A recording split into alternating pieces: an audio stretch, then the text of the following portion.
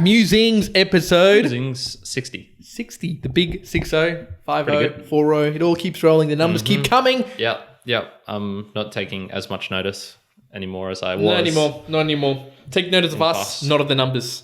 We're back with another session of Musings. As always, this is just a little bit of a reflection on the week that was. Kyrin, hit me with the first point. Let's go. Jeez, I am continually getting frustrated with Latinos. Oh, what has happened now? I got bailed on again today. Oh, so one of my monthly He hasn't learned. This time it was okay because You had other things to go for? I had other stuff I needed doing anyway, so it was like, okay, this is actually sort of helpful in a way, but I still do want to go out there and be practicing my Spanish, meeting new people. So hold on, how did you get stood up here? Was it a case that you went somewhere and they weren't there? Okay, they just flaked on you essentially. They messaged me, so okay, it's fine. Yeah, it's fine, but still like annoying, I guess, in the sense of like people not doing what they say they will do. It's hard. I've done it a couple of times, but very rarely. Like when someone says, "Oh, we're going to go somewhere," and you say yes to it, man, unless you're dying or going to the hospital, like you're going to be there. I don't know if you felt this way about school.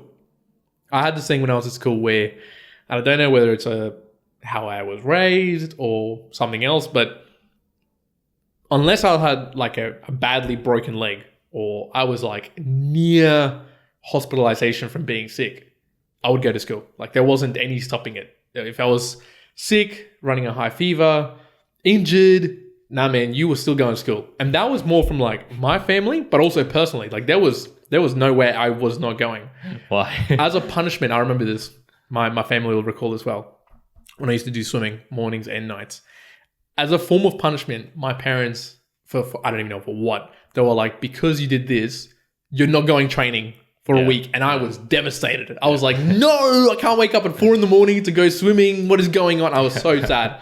I don't know. Always been like that. I've always been like, if I've got like something to do, whether it's school, an appointment, something, like there's very little things that are going to come in the way of like that actually happening. Yeah. Okay. As school, I was not so attached to. If I would go all the time just because what else am I going to do? Like, I don't know. Back then, internet was okay. It was getting okay, but it was still not as mindless entertainment as you can have now. Especially I'm thinking of primary school, which is definitely way more fun because with your friends. High school is a bit more boring. My parents had a similar thing where if I was sick enough to stay home if I was sick enough that I had to stay home, then I was also sick enough that I couldn't play soccer that weekend. Yes. So I enjoyed training as well, but it wasn't devastating to miss. But missing a soccer game was big. So a lot of and it would suck because it'd be a stupid rule. Like I'd be sick Monday through Wednesday, and then be kind of better by Friday, Friday, Saturday, but still not allowed to play. So what a rule! Yeah, that was a good rule in a sense because there were times where I was just had like a bit of a sniffle and it's like, okay, you can't go to school. But other times where it sucked as well. So, it's similar interesting. thing. It's interesting because now I see it not even at school. I've seen it in people like at workplaces that I've worked in the past where people are like, oh, I've got 10 sick days. I'll probably just take it. I'm not dishing on people that have that mentality. Yeah. Because if that's your way, because it is like, right, you've got a certain amount of sick days. If you don't take them, you're not rolled over, they're not used. Sure. If you want to use them in that way or in that manner, do it. Just personally for me, I'm like, to me, taking a sick day almost seems like an insult. Like I cannot even take a sick day. Like this is unimaginable. Maybe it's in the profession as well that I've worked in. No, that was me as well. The same thing. Yeah, I even though I didn't particularly enjoy work, like I didn't get nowhere near as much enjoyment out of it as you did. I loathed taking sick days as well. That wasn't something up my alley. Because that sort of, to me, feels like you're cheating, especially if it's... In a weird way. And, you hear about it as like, people will think about you saying like, it's cheating. It's like, some will be like, what? What do you mean? Yeah, totally agree. Like, you just feel like, nah, what are you doing? Yeah, it doesn't feel like I'm doing the right thing. But same thing in the mining industry, the sick leave rate was insanely high. I remember having this discussion with this lady once, and she was telling me of some of the crews that she worked with. They would have like an 18% no show rate or something Wow. huge. 18%. So, like one every 5 days was, Jeez. and it's different because that's basically just a full roster swing. So if you miss like 2 full roster swings in a year or 3, then that gets you almost to that level. But because if you're doing like 7 on, 7 off, it's just easier you have less working days. So no, it's not just your profession. It's everyone. Okay, man. it's people. It's interesting. It's people. It's a bit of a pandemic across the people. One of the things I noted down here was something that I listened to through the week, and I was like, okay, I'll ask the question. So from you, so I'll phase the question. I'll answer it myself. Give you a bit of time to think about it.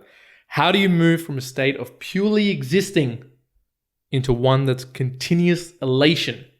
Now I made it continuous elation, continuous happiness, right? Yeah. How do you go from pure existence, pure being a mere mortal, to going beyond? Now my answers to this one was 2 things, right? 1, constant gratitude checks.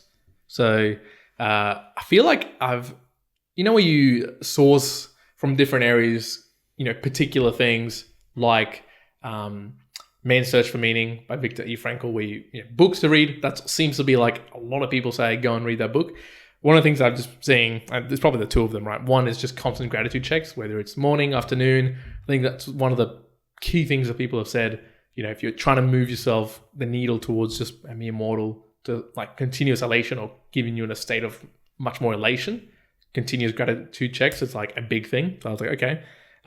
The second one was just continuous challenges and learnings. And pausing there, it makes me think like everything we do with mere mortals, probably not so much the gratitude checks, but definitely in the challenges and learnings, fulfills a lot of these little gaps, I reckon, in my normal day-to-day life. Because from a work perspective, there's normal challenges and learnings. And there's other areas in my fitness space that I do that with, personal space I do that with. But if I wasn't doing mere mortals, I feel like there'd be this big gap in like my artistic / extracurricular activities that I wouldn't be challenging myself or finding learnings about. So if I wasn't doing this, I wouldn't have ever really played around even more deeply with like Adobe products or, image placing or marketing or understanding like analytics to a deeper level, turning proper storytelling, reaching out and networking. So all these things purely driven by doing mere mortals from challenges and learnings. And I think has been at least probably, I'd guesstimate like 1/5 of my whole entirety of like life in the last like couple of months has enabled me to go from just existing to being much more elated. Now, it's not always the case, but it's definitely helping out along the way. Interesting. I take issue with the word elation. No, I really thought about the word, like, what's the word I can use? So I was going to be like happy, bliss. I was like, no, I'll say elation. Nah, elation is that's a strong word for me. Too strong? Yeah. I explained this to you recently, but my general philosophy is definitely the Stoic philosophy, and the way I sort of see that playing out in my own life is so your life is just full of up and downs, right? Yep. And then there's the baseline level. What I feel with Stoic philosophy and my general mindset is that if I sort of cap the peaks, I can cap the downsides as well. And for me, I definitely feel the negative much more than I feel the happiness. So I wouldn't say for me like a real strong happy feeling, elation. I've probably experienced, a couple of times in my life, but I've definitely felt way more negative things in my life. So for me, it sort of makes sense if I cap a little bit off the top and I cap a bit off the bottom, even if it's the same amount. I guess like the stuff in between is it's not as positive as the negative is negative. So how would you keep yourself in that band? In the above a baseline level. So for me, definitely fitness. So exercising, just whatever the release of endorphins and that is, it is probably one of the, if I had to look back and you said like, what's the consistently best part of your day, it's probably after finishing a workout or during a workout and just feeling really good about what I'm doing there. That's really high up there. And the other one was, I guess for me, it's not about doing things to improve or make it more positive. Gratitude is helpful though. It's more avoiding the negative stuff. So once again, I feel the negative stuff way more powerfully than I do the positive. And so a couple of weeks ago, I wanted to talk to you about it. It's come up perfectly now. negative momentum. So, positive momentum, but then negative, which is where you start, if you just start doing something bad, the next day, the chance of you continuing that bad streak is just way higher. So if I took one day off exercise, it's more likely you'll take the next day off. And then if I get to, a streak of 3 or 4, it actually is a big effort to go with that again. Yeah. To restart. So I noticed that I took, it was probably 7 days off because of my finger. And that 8th day was real hard to get back into it. It was like, I don't really particularly want to go out. I know the session's going to be shit because I haven't exercised for 7 days. And then that whole cycle was also very, very similar in the sense that I started wasting more time looking at stupid things. Rather than being aligned with the things you wanted to do. Yeah, exactly. I let my goals slip a little bit. So avoiding negative momentum, I guess, would, if I'm doing that, I'm probably going to be in a positive state. Yeah. Which goes in line with your being like base or just above the base. Because if you're not avoiding that bottom layer, you're going to be in the top layer and then just not being all the way top where it can push you all the way down. Yeah. See, it's an interesting one you talk. I'll say it's 2 things. So one, I've always thought about that because I'm a person who can be really high and I can be really low. And I think most people are like that, right? Yeah. Your emotions can drive you really high and drive you really low. One thing that I've definitely want to focus on, and this is more years, is one, be able to master the ability to, when you feel yourself going into that negative state, bring yourself at least to a base level. To almost like step back and be able at that base level.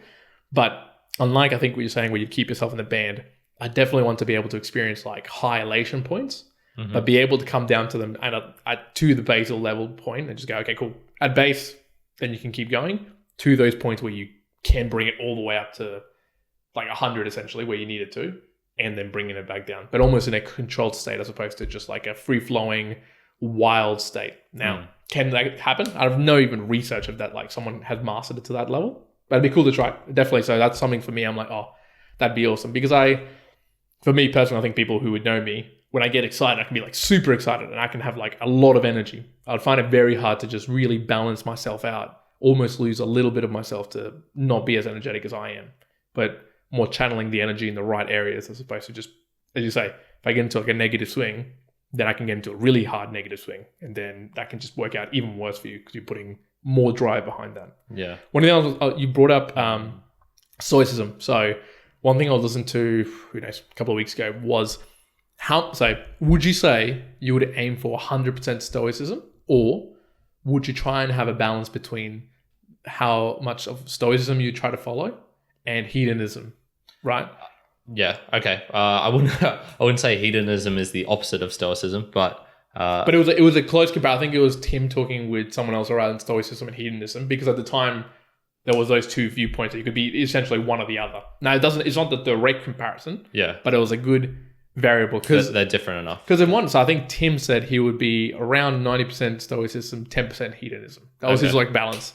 And when I thought about it, I was like, I'd push up more hedonism, like maybe 30%, and 70% stoicism. So in that sense, from what I was just saying to you, I want to be like 70% of the time just trying to be as base as I can. With that 30% of the time, I can really push it and be like, really enjoy the moment, really like appreciate what it is, almost like live for the now, not for tomorrow kind of mentality 30% of the time. Yeah. And then 70% of the time, it's like, okay, just live at that just basic level, base necessities, nothing to go up and down. Yeah. Okay, if you're forcing you have to put numbers. If you're forcing me to contrast between those two, Ruvik's point, I would probably even be more than Tim. I reckon like 95% and then 5%. Yeah, like, and I would have said that too. Living for the moment. What I was thinking though was, if you were asked, okay, what's your philosophy? Like, what's your life philosophy in a sense, or how would mere mortals for life? How would you describe yourself? I've been thinking probably one of the ways that I would do it would be, I'm maybe like equal thirds Stoic philosophy, Buddhism, pragmatism, with a little bit of like bullshit spirituality chucked in there, and maybe like, a dash of hedonism or something like far out there. But that's I suppose that's the things that I'm most interested in and that I most follow, and they sort of switch depending on where I am in life. So a lot of times I'll be thinking about, or the balance of something, which is definitely more of a Buddhist idea or a meditative idea. Then other times it's like, okay, these people are dumbasses. They're spouting off bullshit, but they're not doing the pragmatic thing. You should be doing the pragmatic thing. Yeah. Like doesn't, actions speak louder than words, things like that. So I sort of shift between those as a whole, and yeah. You can go between them. Yeah. One of the things, you raised that in my mind, like straight away was like, because I wouldn't say myself completely from a stoicism perspective, even if I was thinking, yes, I really want to be like that, I wouldn't be always 100%. There's always going to be gradients to it. Yeah. And you can map someone who's probably 100% to 50% to 30% and all the variables between it. I would love to read a book to be like all around, like what is just almost an amalgamation of what mere mortals are. So what did it look like to be 100% following a particular principle? What did it look like to be 100% in a meditative state? Like to almost interview someone in complete extremes and then find some in the middle just to kind of understand, and even not just listen or read from, okay, if you go down this path and this variation, this is what kind of looks like. Yeah. Or if you go down this path, this is what it looks like. Obviously, there's infinite paths that you can really take, but almost mapping a little bit of the different areas to give you an idea of like, I kind of would, you can say I fall here, but also this is where I would want to fall. Because you could say, yeah, I really want to be like this priest who is always in control of his emotions and et cetera, et cetera, et cetera. But you can see really clearly what are the negatives. Well, maybe they're not great at fitness, they're not really great at interpersonal communication, blah, blah. But you can be really, sure of yourself to be like, okay, well, if I do these steps, I could probably get myself to that place. And if that's what you want, then here you go. That's kind of like your path to do that. Yeah. I don't think I've ever seen a book or something that does that. I've seen it for a particular path. I'd love to see one where it's almost like choose your life in a state of it's like, here's mere mortals. These are somewhere you can begin. You can kind of understand where you land, and you go, okay, well, this is it. Okay, this is generally these sort of individuals in the world. They follow these practices, so you can kind of get an idea of, okay, well, if I do that, that might be where I land. Yeah.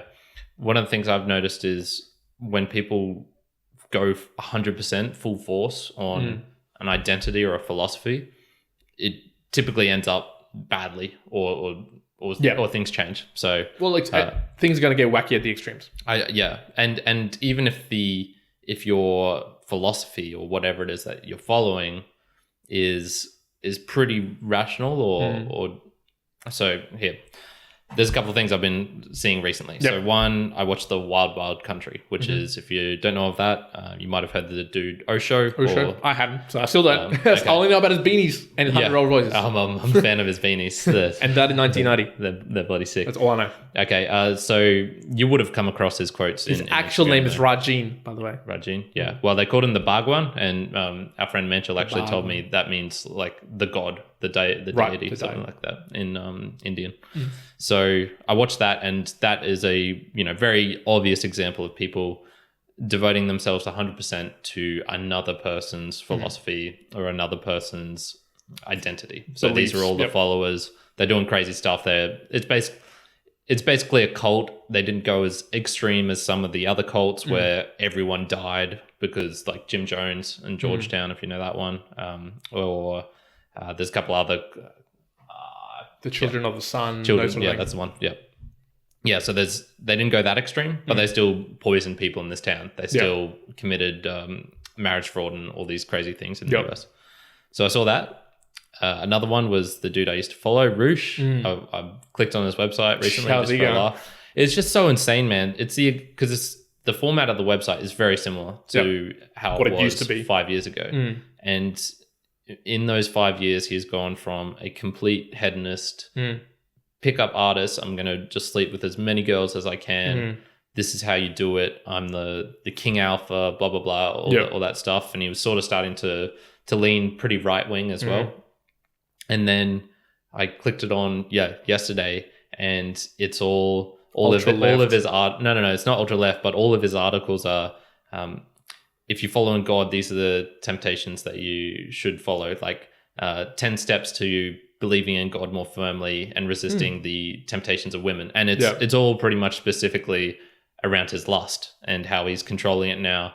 how to be celibate, how to be whatever. And so he's just done a complete 180. Wow. Like full as sharp of a turn as you can do. I felt like it was a parody, man. I felt reading it. I just could not actually believe what I was reading. Yeah. It's just so absolutely insane. Yeah. And so he's obviously gone through a huge dramatic twist. He talked about how and why. And one of the things he actually mentioned was he had done zero introspection or self looking inwards between his whole pickup stage from like 2000 to 2015 or something like that. So even though he was traveling the whole world doing all these things, he never once really stopped and looked back and saw like, okay, what is it that I'm actually doing? He was just purely pursuing this thing. And it sort of feels like he's doing it again now, where he's just gone 100% in the other way. And even the most rationalistic people you can get, like I would say like atheists in general, were probably like super scientifically minded. This is why, blah, blah, blah. And they'll have this huge rationale thing. And even they created a thing called like Atheism Plus. I don't know if you've heard of this. Okay. I think Sam Harris mentioned it once or twice. And it's basically like atheists who were so hardcore that they created basically a religion on atheism. It was so funny, man. Wow. So it's gone so far to the extreme that it's looped back around. Yeah, exactly. Nice. So I guess the whole general point I'm trying to get at here is, I think if you tie your identity or philosophy into something 100%, is when things go wrong. If you're like 95% something, I think that's okay. I'd pull you up. I don't think wrong. I don't think wrong, because I think it's just where things can be extreme. I think it's just where things can be really wrong or really right. I think if you do that within 10 years, 20 years, you will have some sort of breakdown or some sort of dramatic change, because you'll realize that you just can't keep living in this way. It's almost like you see yourself as a static individual, whereas you're actually going to change. So if I meet someone and they say they are this, like this is 100% what I am, and they only express that, I have a feeling I would put money on them not believing that same thing within 20 years' time. Right, for example. Whereas I think if you're like 95% something and you got a little 5% wiggle room, that can accommodate the changes that you'll experience, that life will throw at you. And you can still be at that 95%. Yeah. Yeah. Okay. No, interesting. Something a little bit different. I don't know if you've listened to the latest Sam Harris podcast, the Doomsday Logic. Stopped listening for a while. Oh, how come? I just want to listen to the full ones. I can't listen to half of them like you do. Okay. And I just don't want to pay. Okay. Easy enough. In the future I will, but so easy enough. Doomsday Logic is a full one. So just so you know, episode 209, it's a full one. Okay. That he's part of, which is interesting. So you don't have to listen to it to really talk about it, because you've already read a book in relation to this, which is nuclear bombs and how close we are to potential death and all of the things. So he essentially went through and talked to individuals, forgetting the name, but essentially it was someone who was around during the missile crisis and someone who now is doing a podcast, and it's the great granddaughter of this guy, right? So they're talking about it, and they get to this whole thing where in all three of them, their mindset is, it's like the thing that is most closest right now on the doomsday clock to destroy us all. The right? nuclear sort of war. Nuclear war, nuclear fallout, that's the closest to kill us all.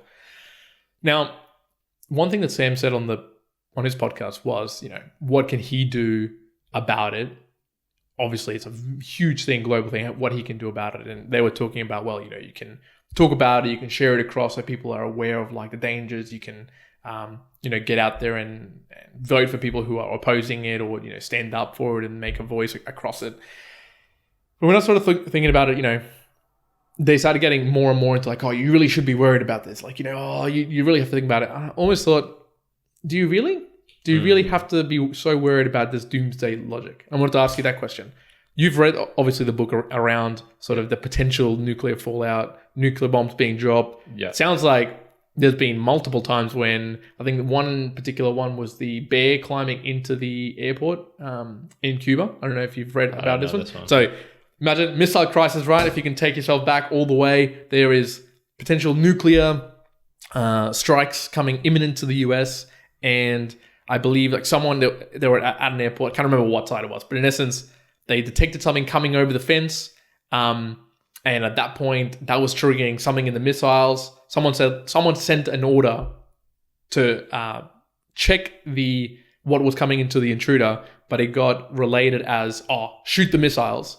And the person who was supposed to shoot the missiles kind of like held back a little bit, like a minute or two, and it ended up being a bear had crawled up the fence. So a bear almost started like just a nuclear war. And I was like, man, there was just, and you've obviously told me the ones about a bomb falling and in essence all the fail safes going and just one saving it, right? Just a single switch not going. So sure, we've been very close many times to just being vanquished by a bear. That's a good one. But bloody Spanish, man. But is it something that you really should be worried about?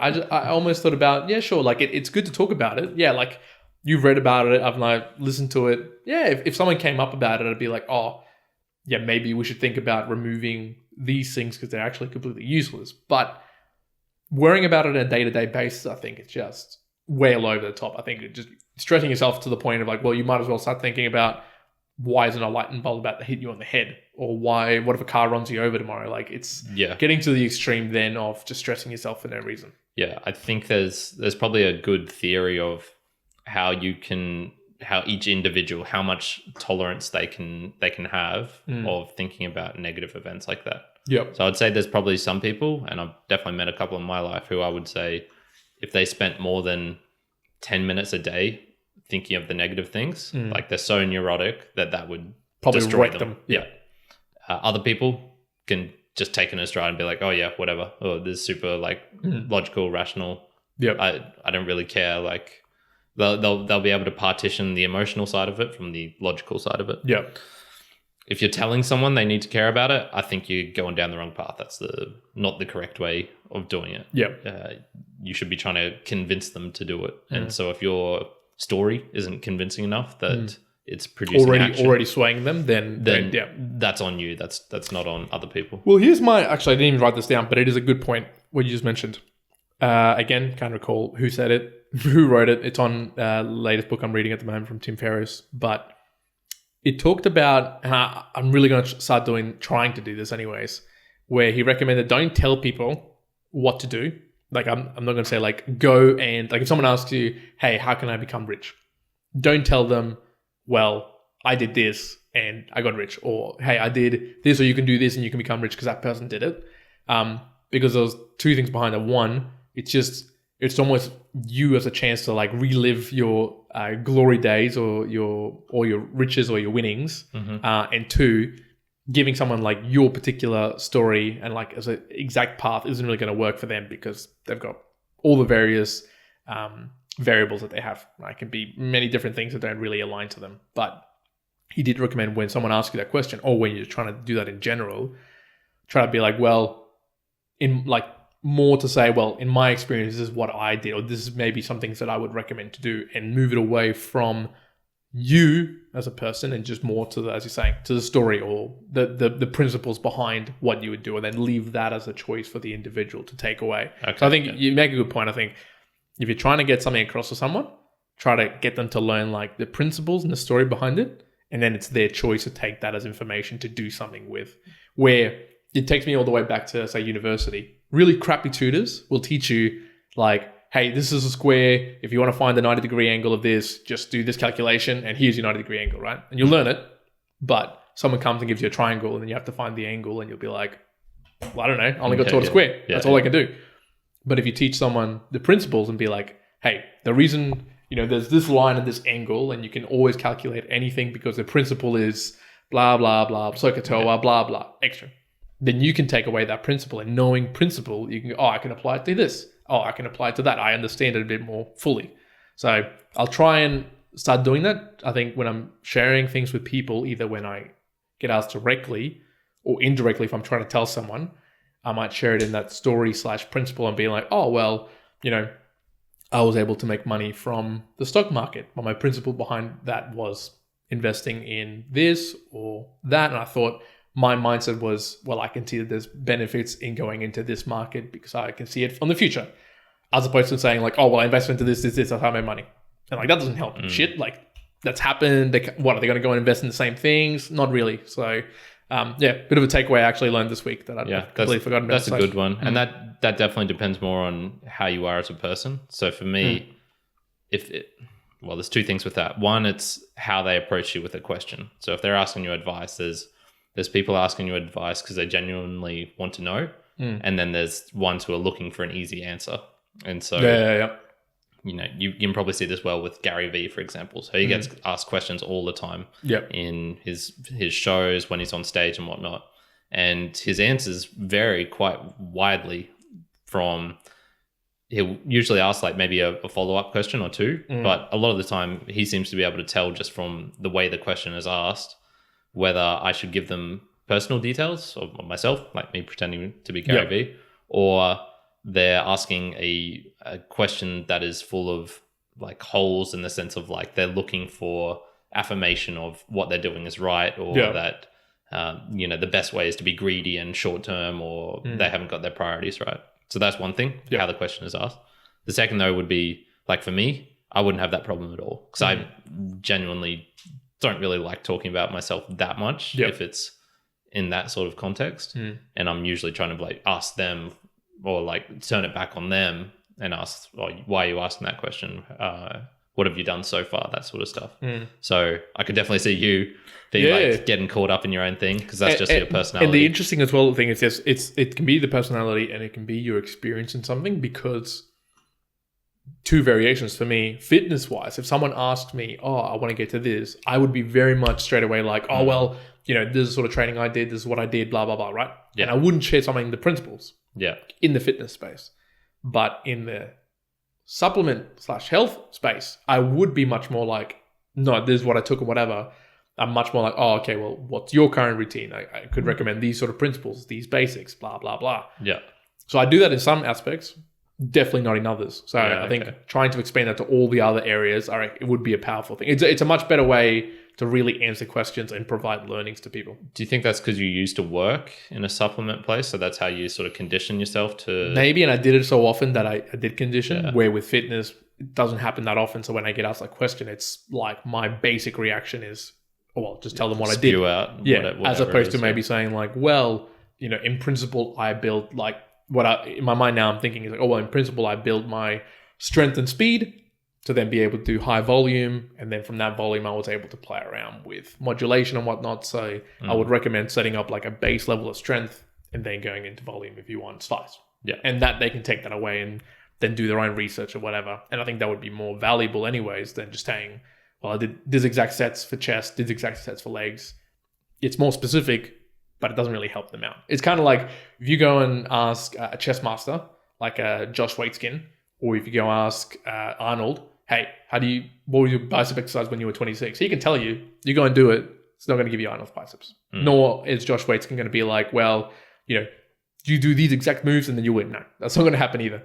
But say with Josh, one of the things he recommends is it's much more about he was two things I think I took away that were more like principles. One is like think about the negative space in chess.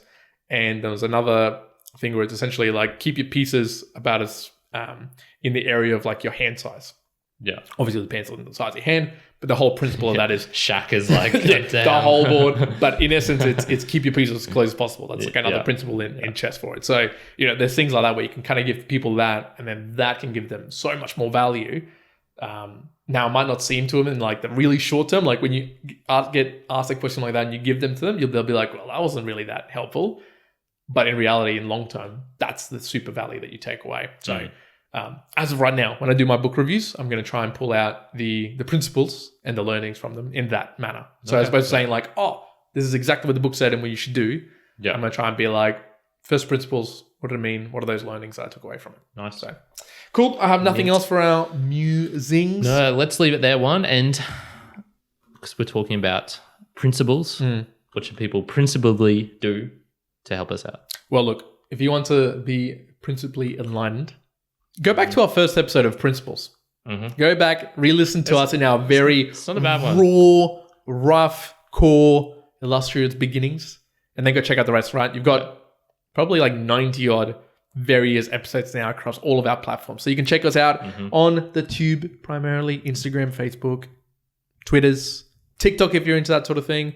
You can also listen to us on all the audio formats. If you're listening to our voices, you're probably on there already. If you want to see us visually, I'm pointing at the camera right now.